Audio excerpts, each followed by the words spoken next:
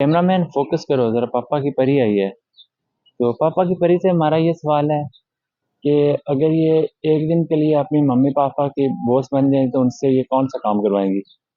झाड़ू पोछा। झाड़ू पोछा? क्यों? वो पूरा दिन हमसे काम कराते हैं, एक दिन उनको भी काम करना चाहिए। वो आपसे क्या काम करवाते हैं ज़रा बताएं? कभी बर्तन धो, कभी वो। पापा की परियां भी काम करती हैं। अच्छा, तो हम अपने दूसरे क्वेश्चन की जाने बढ़ते हैं। तो हम हमसे ये पूछते हैं, आपकी ज़िंदगी की सबसे बड़ी गलती क्या है? आपको इंटरव्यू देना।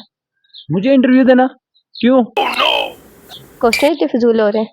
इतने फजूल क्वेश्चन। और साथ आप हमें ये बताते चलें, आप बड़े होकर क्या बनना चाहोगी? एक लड़की, अभी क्या है? एक बच्ची, एक बच्ची। बच्ची?